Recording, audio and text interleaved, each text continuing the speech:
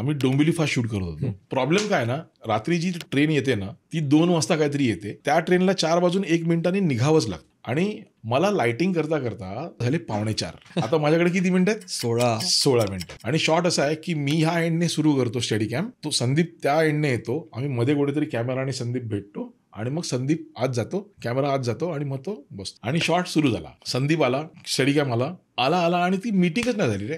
तर मजा नाही ना. शॉट कट झाला, आम्ही परत गेलो. आता आपल्याकडे राहिलेत काहीतरी 12 मिनिटं वगैरे. परत कॅमेरा सुरू झाला, संदीप निघाला, मी निघालो, हाफ वे पोचलो, करेक्ट पोचलो आणि मॅगझिन रन डाऊन झालं.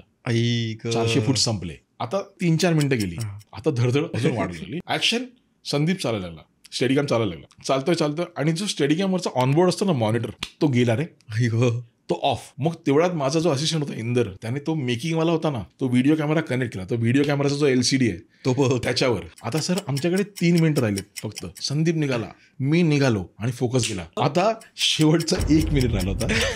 कॅमेरा निघाला, संदीप निघाला, कॅमेरा पोचला, संदीप गेला आतमध्ये, संदीप बसला, निशी म्हणाला कट इट.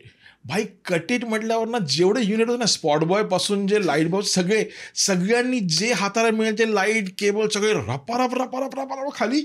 1 मिनिटात हा शॉट झाला, लाईट्स खाली आले आणि गाडी निघाली. शप्पथ.